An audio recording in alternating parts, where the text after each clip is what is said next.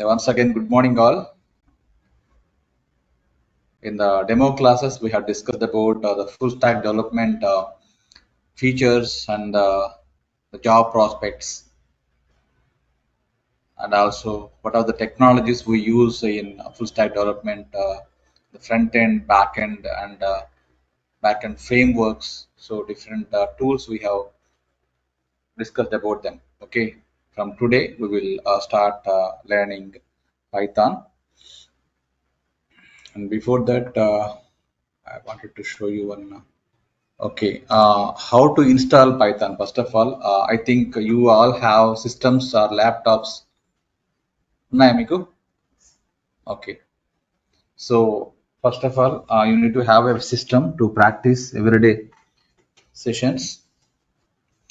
And first, you need to install the Python software. So for that, what you have to do, just open that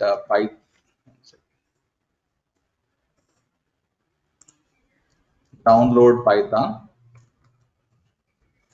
Once you type that in Google search engine, so you will get this first link to download Python.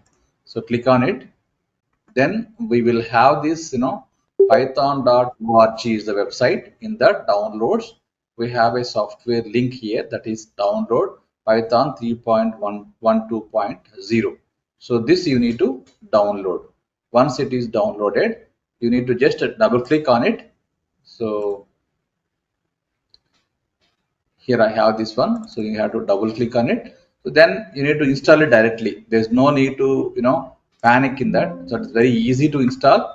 So once it is installed, you will get one editor or IDLE. As I told you, this is a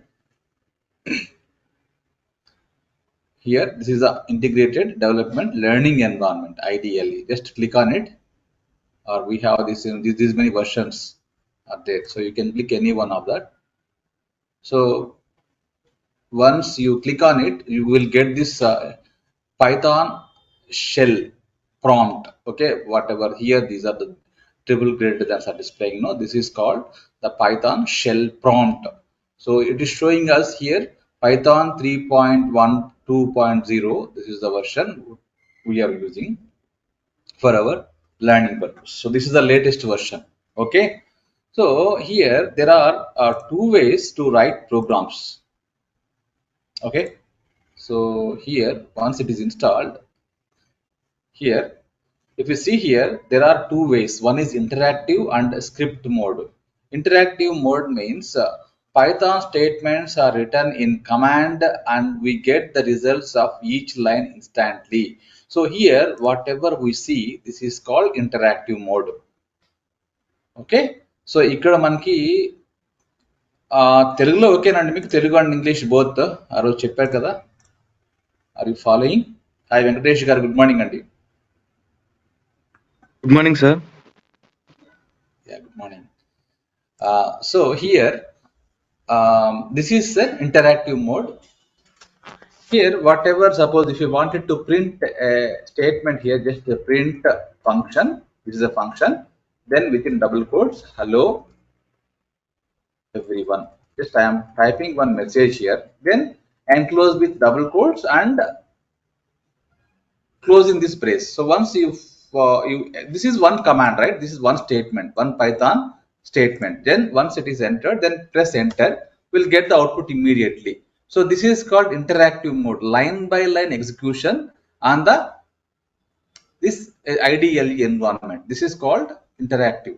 But whereas we can also do the same thing using a program, like that is called script mode. Script mode means Python program is written in a file. The Python interpreter executes the complete file and displays output in the command prompt. So here we have a file, a new file. So here we can use the same, like name is equal to some Venkatesh. I am just typing this. And then print hello. I wanted to print hello Venkatesh. So here closing that, and then here name. Okay, this is the program. This is one program. This is a Python program. Once it is done, just you need to go to file and save. So Python will save it in a separate folder with a py extension. Like here, hello. Just I am typing hello. So here hello.py. When you see here in the top, in this editor, in this top menu after above this menu, hello.py is saved in so and so location. So once it is done, then once it is saved, you have to go to this run and run module. See here, automatically that program will be executed and displayed here the name. So I think I have mistakenly typed that hello. I wanted to change it Venkatesh. Now again, I'm modifying the script and then save it and run it, run the module. So hello Venkatesh. So this is called a script mode. Understood? This is an interactive mode. Whatever the commands, Python commands you are entering in this shell, in this Python prompt is called interactive mode. If you wanted to run a group of statements in a program, that then you have to go to file and then new file and type whatever the program you wanted to type, then you can run it from there. Automatically it will be running the set of statements at a time. Okay, so that is called script mode. Interactive mode, in interactive mode Python statements are written in the command and we get the results of each line instantly. But whereas in script mode, Python program is written in a file.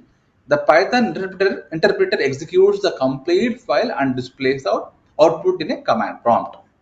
So better suited for writing very short program. This interactive mode is suited for writing very short programs. But whereas in script mode, this is more suitable for long programs, that is big programs. And this interactive mode can be edited, but it is hard to do. Suppose here, when you go here in this, I wanted to here, if you wanted to edit this one, that is very difficult. Again, we have to type entire statements. Okay. But whereas in a script mode, we can open the file and we can edit whatever the character or whatever the word you wanted to edit. We can edit and save it and run it. Okay. So code can be edited, but it is hard to do. Code can be saved and used in future. So this can be saved. And this is suitable for practice and understanding code. This interactive mode is only for suitable for practicing purpose. And this is suitable for writing programs and projects. To develop the real-time projects, we have to go for script mode. Okay, so this is the basic editor which Python is providing us by default, but in a this is only for learning purpose only. This IDLG editor is only for learning purpose.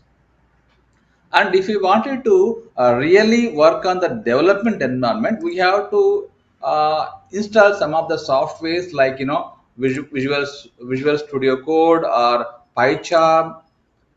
Okay, and also we have Anaconda. There are different softwares or IDEs are there. Okay, interface that development environment will be there for each, and integrated development environment will be there for each and every software. It has its own features, but generally in our production environment, like in our companies, we used to have this Visual Studio Code. Okay, so this is an integrated development environment. Here also it contains all the folder structure and file structure. Here it is displaying. Okay, and then here if you wanted to create a new file, go to file and new file. Here you can type that hello.py file. So this is one where you wanted to save. Here I wanted to save here some py. Okay, this is a program. Here this is one a program. Now here also we have this run command and start this run without debugging, and also it has so many libraries. We will discuss later all those features of these editors. Okay, how to debug a program, and also we can integrate Git and GitHub repositories here itself in this environment itself. Okay, that also we'll see in the future sessions. And today, just for practice purpose, I will I will work on this, this general IDLE editor. Okay, is it visible to you all? Yes, sir. Visible, sir. Yeah, thank you. And this is one way. The other way is also directly you can go to command prompt. You can also use command prompt, and then here Python, you can type Python.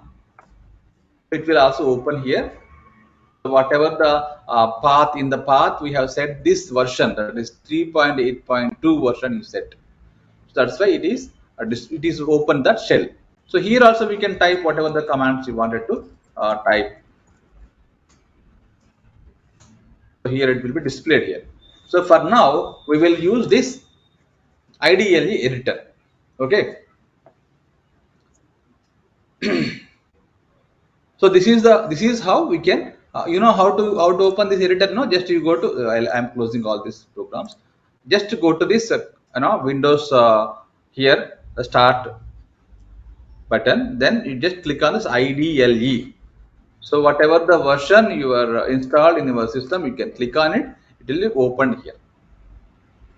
Okay. Now we have learned about the differences between interactive mode and script modes, right? Then print command also we have seen the how to use the printer. So earlier in this prior to these versions, like in 2 version, 2 point versions and all, we have directly print, and then directly we can give like this here without braces also we can give print hello everyone. So here it is now it is deprecated. That means it is actually not used. So Python 3.12 is not supported this kind of statement. We have to use directly this brackets, and then that message, the string, whatever you wanted to print. Earlier versions it was possible, but now it is giving the error. Okay, so we are using this latest version commands only. Now coming to I'm just opening one editor again, not bad.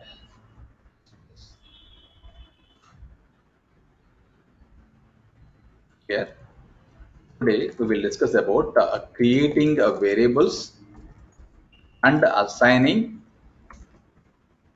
values to it.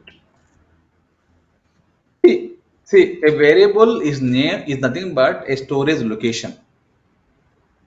Okay. So generally, suppose if you wanted to assign a number to a variable, you need to give that a variable name a is equal to 10. A is equal to 10. That means here this 10 is a value which is assigned to a variable a. Okay. So this is nothing but a storage location, just nothing but a storage location which is holding this value. In memory, for this a variable, some bytes will be, some memory will be allocated temporarily, not permanently. That is in RAM only.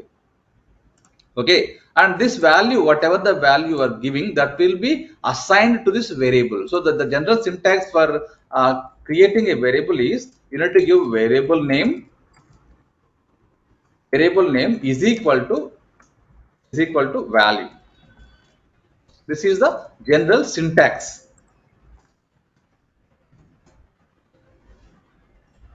See, syntax is nothing but a grammar kind of thing. In our English learning language, we will use first of all, some alphabets, then some words like that. So here in learning, by learning any languages, we need to use this syntax. Syntax is nothing but the set of rules to define some functions or variables or some any kind of program statements. So here to declare a variable, this variable name in the left hand side is equal to and give the value to it. So now we have assigned this 10 to a variable a, right? Now here this is now automatically, as I told you, Python is a dynamic typed language. You need to remember this one. Python is a dynamic typed language. That means you need not to define this variable as an integer type. In other languages, we have to define integer, a is equal to 10 and then semicolon. So this kind of things are not required in Python. So once if you assign a number to a variable, automatically Python will treat this a is an integer type because we assigned this as an integer number. So automatically this will be treated as an integer number. Suppose if you take s is equal to some name, like your name is Harita, right? Harika. So I just typed this Harika. So automatically now what type of data it is? S is a string type variable because we have assigned a value string to a variable s. So automatically Python will treat this as s is a string type data. For example, if you take some n is equal to 2.5. So this is automatically treating as a float number. So this is a float. This is a float variable. This is a string variable, and this is an integer variable.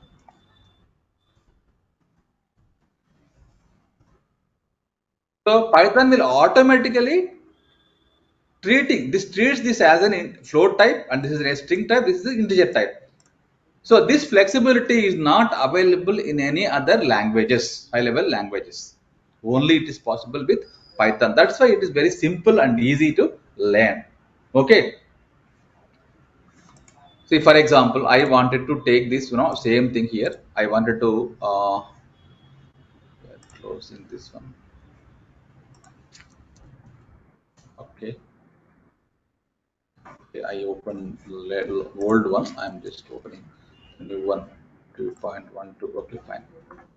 Here, I wanted to just, assign this a is equal to 10 here.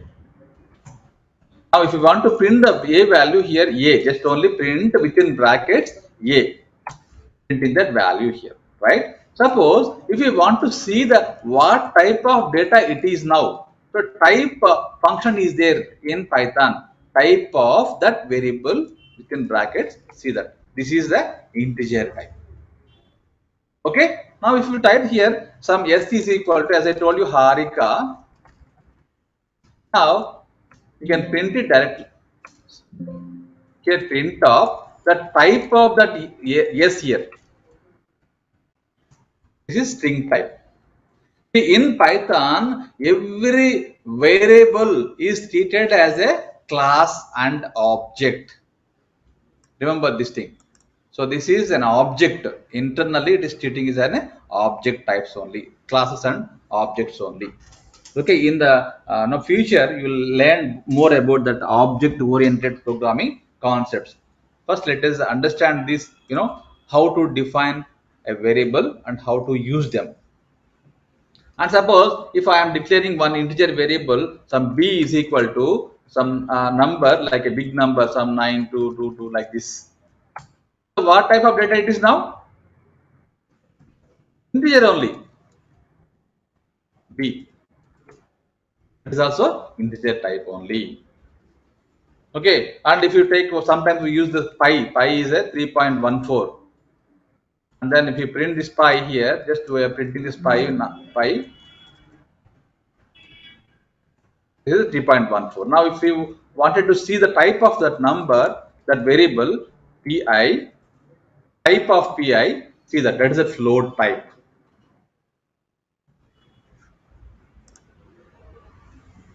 Okay, this is how we can define our variables. Suppose we have taken this name is equal to some name here, Venkatesh. Now we can take that name, print that name here, and print off what type of data it is name. That is also a string type. Okay. Now, suppose there is another type called, for example, q is equal to true. This is a Boolean type data. Okay, so we can print that q as a true, and if you wanted to see the type of that variable q, print of type of q, it is a Boolean type data. Okay. So generally there are different types of data, that is, as I told you here, integer type, integer, float, string, and then boolean. Okay.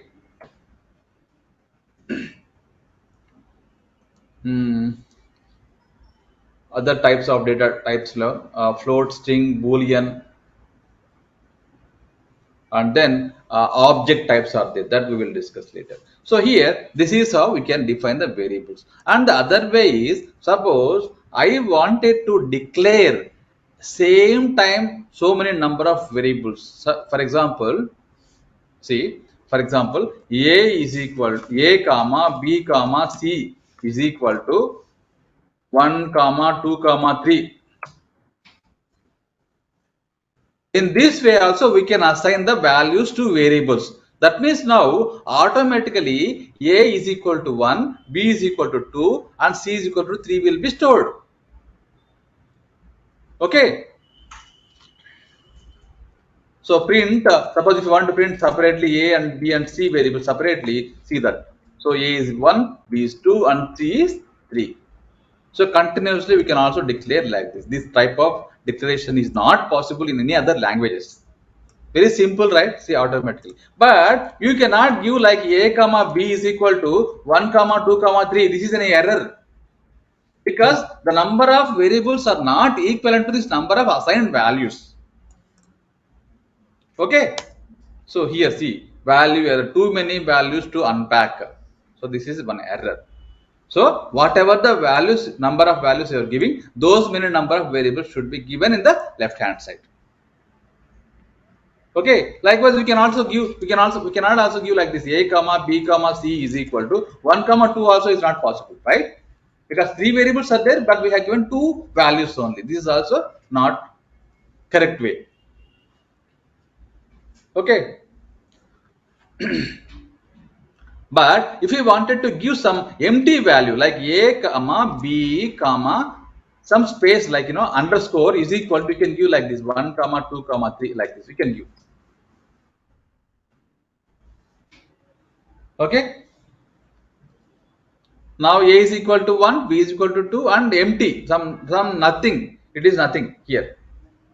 So we can print here only a and b, not that, rather underscore is just empty value. Okay.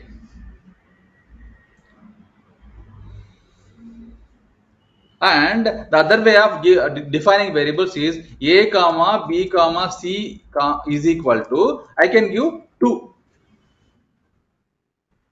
What does that mean? Sorry, not comma here. A is equal to b is equal to c is equal to 2 we can give, or 1 we can give. This is the correct way. Now all these variables a, b, c is storing the value, same value 1, right? So you can print that a, b, c. So that is 1, 1, 1 only. All variables are assigned with same number. That is the other way of defining variables with the same value. Okay.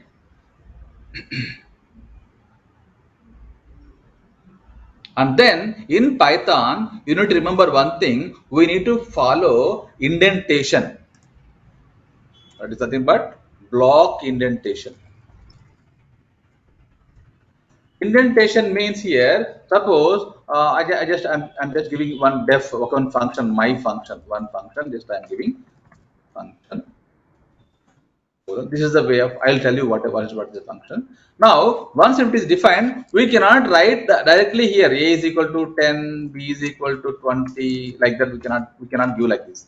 We have to follow like tab. You have to give some tab or some 4 spaces. Okay, then return a plus b. Can give like this. So indentation means here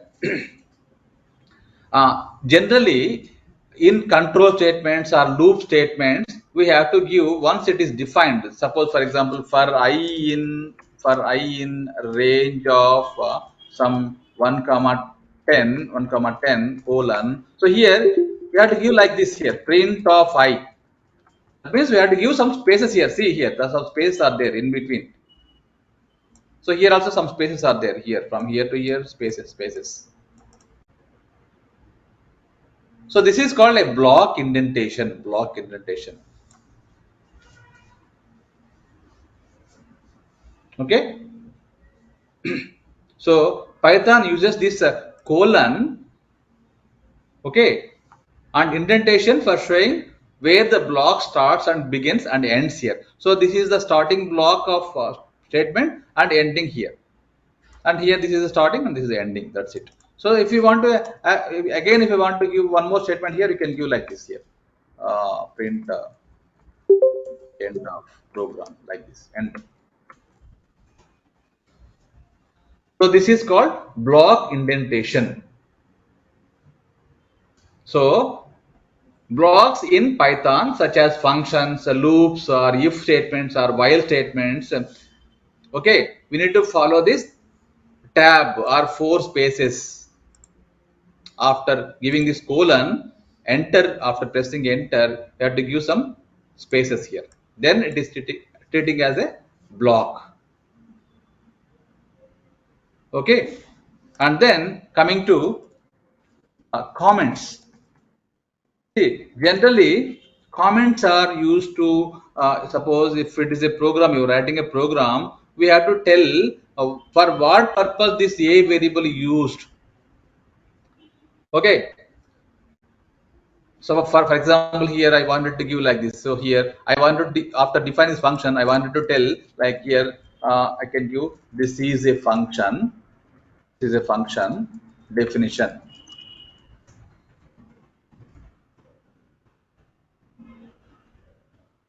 Okay. This is the function definition. So this is the symbol, hash symbol you can give. Then automatically the Python interpreter does not compile or interpret this statement. This will ignore automatically. Only this part will be executed and this will be ignored. This is only for user identification purpose. Okay, like this we can define the comments in Python by using hash. This is called single line comment. Single line comments can be used with the help of this hash. Okay.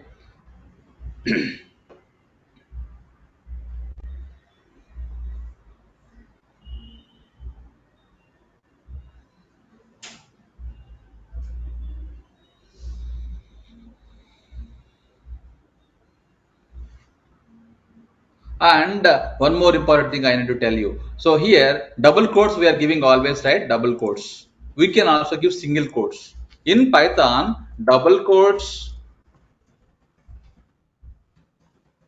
and single quotes are same. There is no difference. So we can give single quotes also, like this, single quotes also. To enclose any string value. See, I'll show you one example here. For example, mm,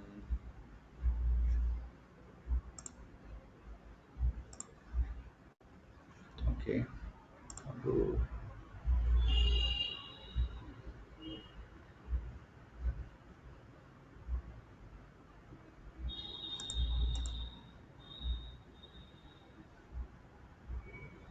okay, fine.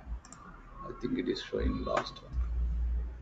So generally, I used to have this, for easy purpose, I used to use Anaconda. This is a Jupyter notebook. This is very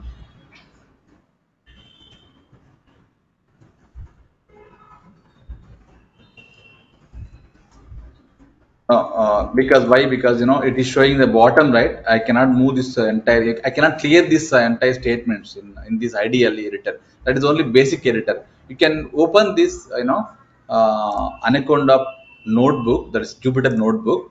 So here it is visible to you clearly. So by increasing this. font like this. So here S is equal to, so instead of giving double quotes, we can also give Harika like this. Name is equal to Venkatesh. Okay, you can print these values here. Yes, and print name. Great. Put this same. So double quotes and single quotes are same in Python. It is treated as a string. Okay, and as I told you, this hash symbol.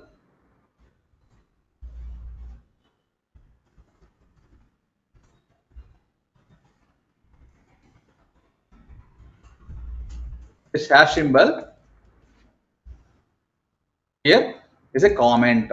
So Python just ignores that I executed this, run. I run when I run this here. Just it is printing only these, these variables are assigned here with these values and printed those values directly.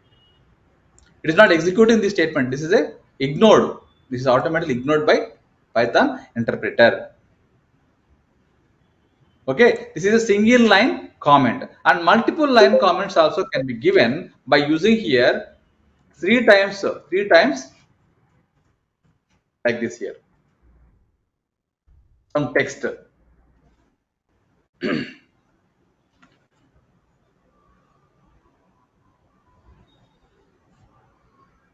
So I'm typing some text here. Python uses indentation to define control and the loop constructs. You can continue this here. Constructs. This contributes to Python's readability.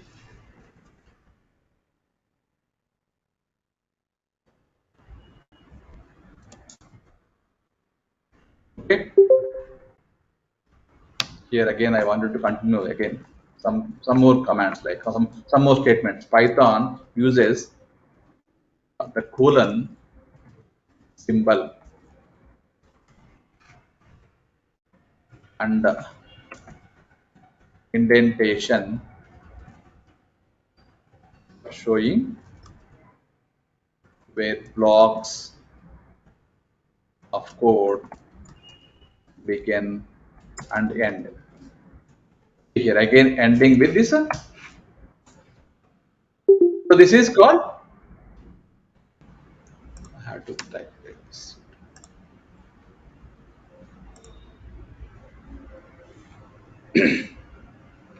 Multi-line comments. It's called multi-line comments. 3 double quotes or 3 single quotes can be given. This will be ignored automatically. If you have a large comment, so you can include it within the triple quotes. It may be a single or double. Okay, this is entire is a single comment. This is a multi-line comment. Okay. Now coming to our data types, as I told you. So just now we have seen some data types, integer types. So there is single line, and then multi-line comments can be multi-line comments can be defined with 3 single quotes or 3 double quotes. Okay, remember this. And we have seen this integer type data, float type data, string type data, and then Boolean type data, and also we have one more data type called complex type. Complex. This is used for complex numbers. Like A is equal to 2 plus J, or B is equal to 100 plus 10J. So this is a kind of a complex number. So we can define this one. So suppose if you give like this statement in this prompt, in our Python prompt here, Now if we type this here, print of type of what type of B type it is now. B. Now see, it's a complex type data. Okay.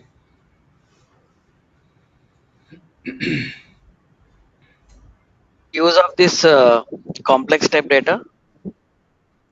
Pardon me? The use of this complex type data. Like for mathematical calculations purpose, not for our general programming purpose, only for complex, like if there are some mathematical applications you are developing, so at that time we can use the types, that type of data. Thank you. Yeah. And there are different built-in constants available, built-in constants like built-in constants. Like here, true, as I told you, true is a constant, which is indicating a true value of Boolean type, right? Like that, false is there. Like that, here we have none. Okay, so you can define like this: A is equal to none. Just it is not containing any value, nothing is containing. Just we are defining an empty variable A. Later we can use it for any purpose. Okay, these are different types of built-in constants.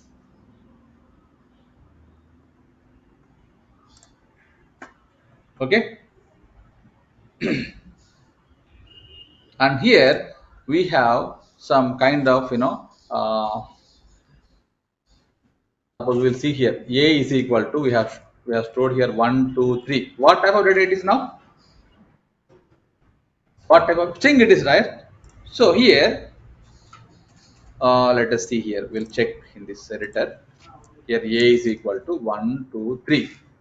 So we wanted to print this number A. This is not a number, this is string, right? So here it is printing here directly 1 2 3, but it is looking like an integer, right? But if we want to see what type of data it is exactly, so we can use this type function. Okay. Now it is string type.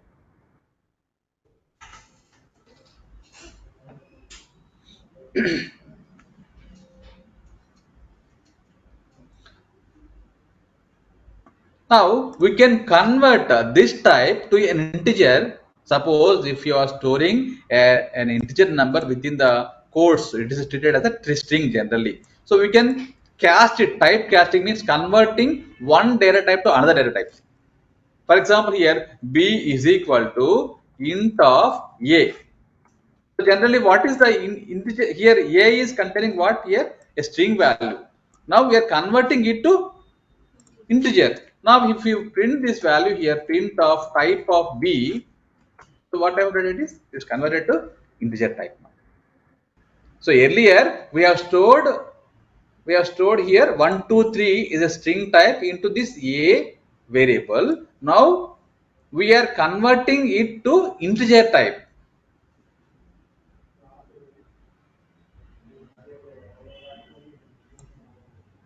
Okay. So now automatically that will be converted and stored it here.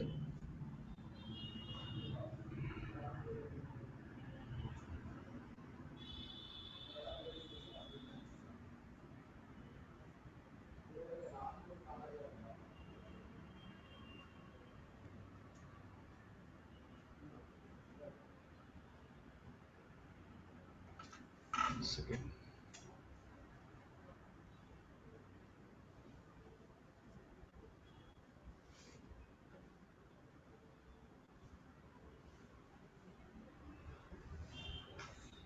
So you need to understand one thing here. Finally, we have seen what are the different types of data types available and also how to define a variable. So a variable, Python variable, just you need to remember this one, Python variables. Here variables are nothing but the containers for storing data values. So this is the definition of a variable. Okay. It may be integer type, or it may be string type, or boolean type, or float type, but we have to give a variable, proper variable name. But here, for example, here Python is strictly following,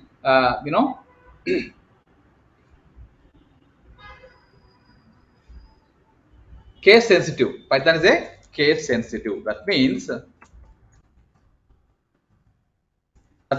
suppose if you are given a is equal to 4 and capital A is equal to some name.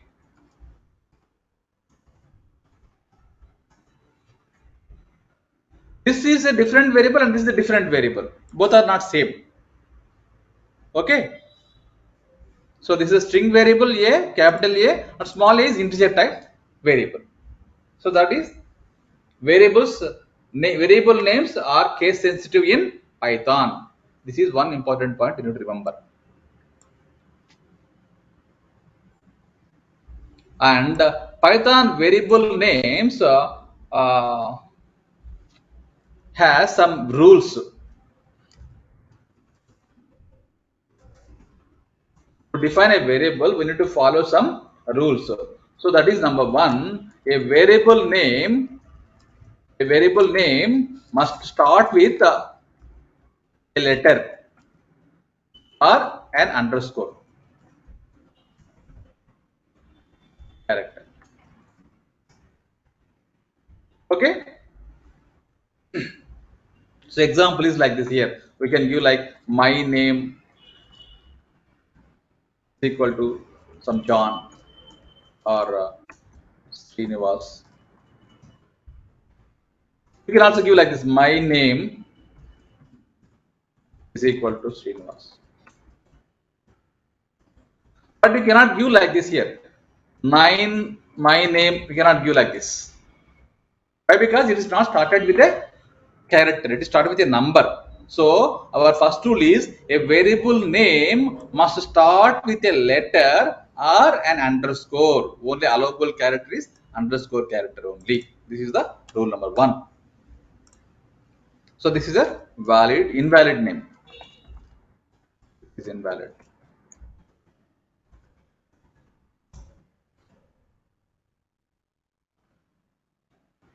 So that means here, second one is a variable name cannot start with a number.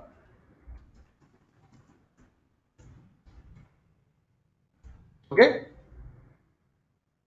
And third one is a variable name can only contain some alphanumeric characters, like a very a variable name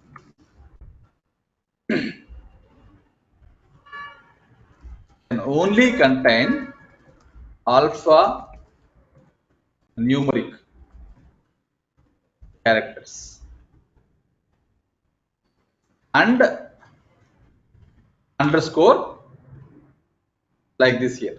Only these are the allowable characters, like A to capital Z, or small a to small z, or 0 to 9, and then underscore.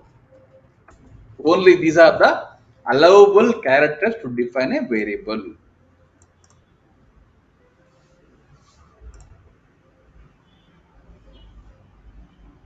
So as I told you, variable names are case sensitive. Variable names are case sensitive.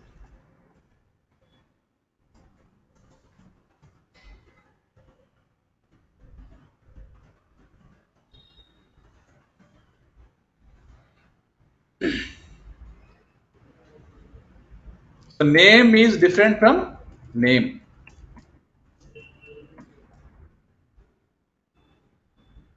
Or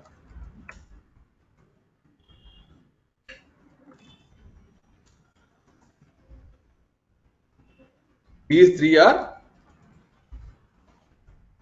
different variables. Understood this? This is a separate variable. This is a separate variable. This is a separate variable. It starts with a N is capital letter. This is a complete caps letters, and this is a small letters variable. So these are three different variables, not same. So that is called case sensitive. And also one more rule is these are not Python keywords. A variable name cannot be any of Python keywords. Okay.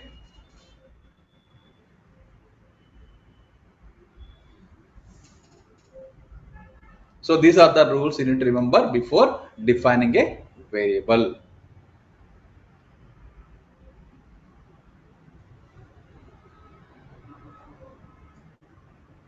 Can you explain this fifth point?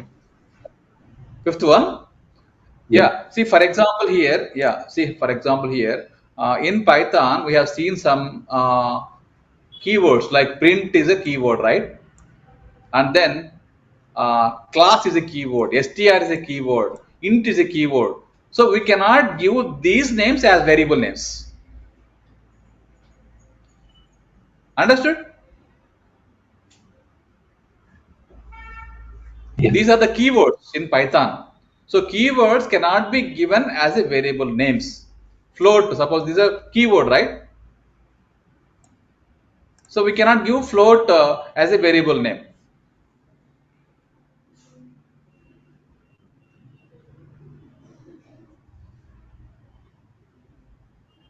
Yeah. Okay.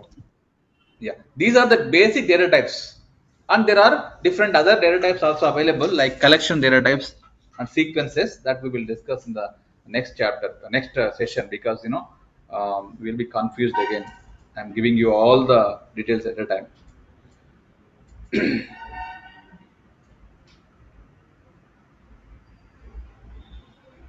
And string concatenation, I'll tell you one more concept here. Suppose, for example, I have x is equal to some Python, y is equal to some is z is equal to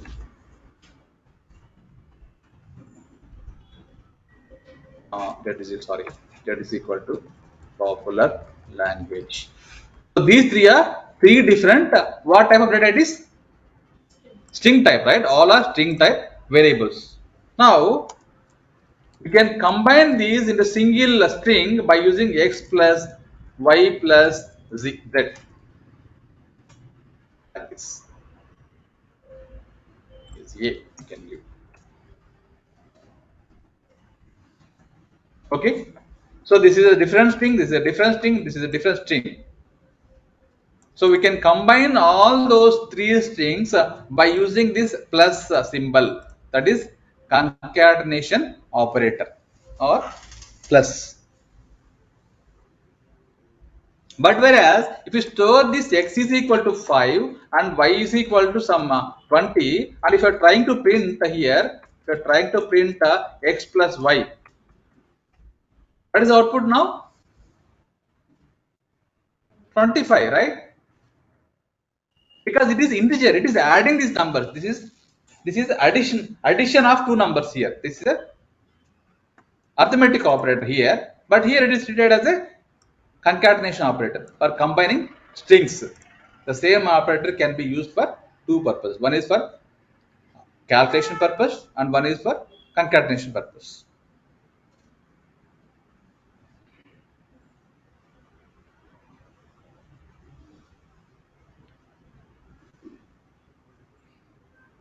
But here, suppose if you give here x is equal to 5 and then y is equal to some name, Murali. Now, if you try to add these two here giving error, because here this cannot be used, this plus cannot be used to combine one integer and one string. It should be a same data type. Okay. So here see unsupported operand types for int and string type. So one is integer type, one is string type. That cannot be added. But we can print like this here, separated, like here print x comma y. We can print like this. I Murali. Separate, we are printing these separate variables, not combining them. Okay.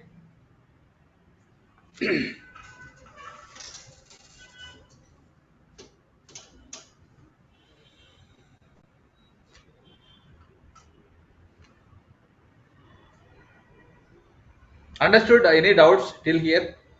Defining variables and variable name rules. Here, variable name rules. These are the a variable name must start with a letter or an underscore character. This is first rule and examples.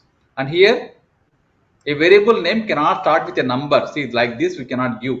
This is invalid.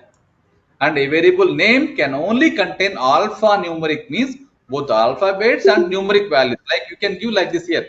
My name 9 you can give. You like this. Or A1 you can give 20. So this is alphanumeric. We both can give, but we cannot start with a number. Always it must start with a letter. Variable name start with a letter.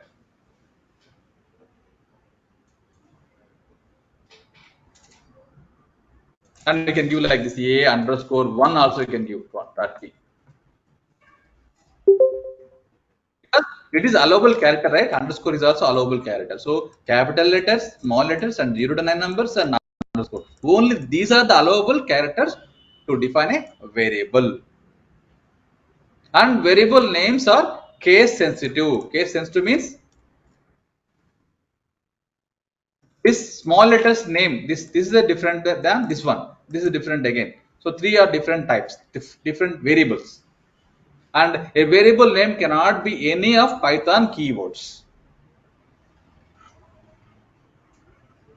Okay. And we have learned about typecasting also. Typecasting means converting from one data type to, yeah,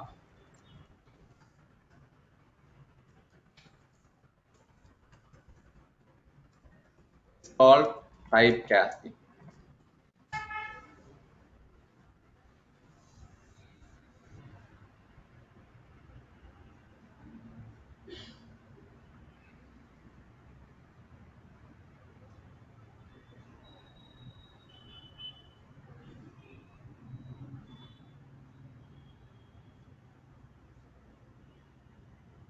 And tomorrow we will discuss about collection types. Those are very important, like list, tuples. Any difficulty you are facing in today's class? Very simple, right? Yeah, simple, good actually. Any doubts till now?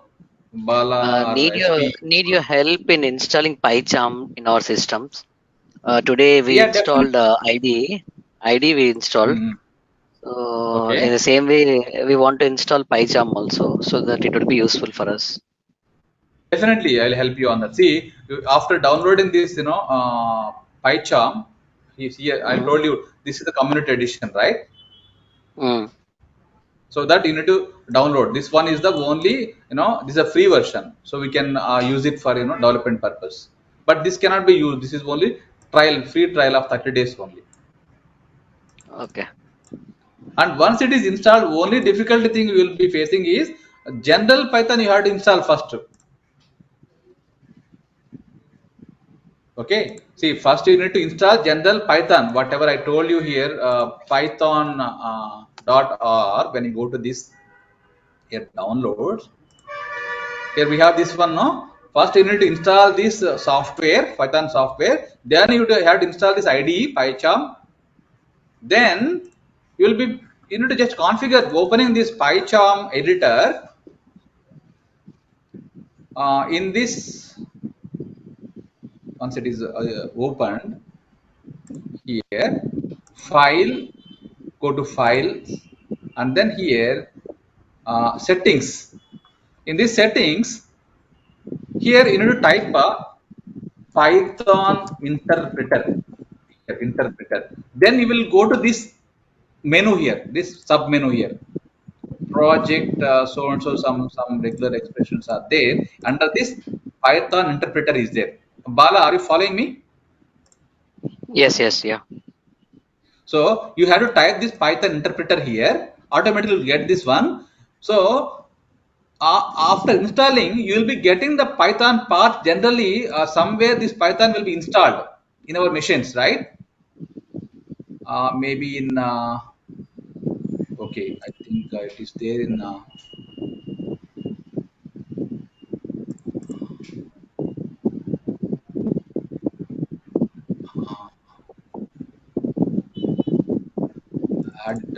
add interpreter, add local interpreter. So here, yes, it is there. See here, when you go to this one here, program files, Python 3.8, Python exe is there. See, Correct, correct, in yeah. the beginning, Mm-hmm. yeah. So in the beginning, after downloading this Python, while installing this Python software, we will be getting one path here that you need to note down where this software is installed in our system. So that Okay, path we have to give in this interpreter. okay, In this path, we have to give that one. That's enough. Once if you set that path, then your editor will be running for any Python programs. And generally, this is for application development purpose. Generally, we use this editor. And for practice purpose, you can use IDLE, or you can use this, Anaconda. Anaconda is this Jupyter notebook. It's very, convenient for your development also. Before writing big programs, you can test your small snippets of codes in this, notebook, cell by cell. So once it is successfully executed here, we can implement this in our main program, Okay. And to install this, everyone should also have this, Anaconda also. Anaconda is, standard uh, library. Anaconda here, it is bundled, it is giving us all the libraries. PyCharm. Yeah, PyCharm is okay. Internally, this also should be, every machine should, you should have this one also, because in, in our real time applications, we will be using mostly this Anaconda. See, now it is not needed. You can use it, you can use PyCharm. I'm telling you in future. Here, enterprise platform, okay, pricing resources. Here we will be showing one. There is a small addition from this, mini Konda. Yeah,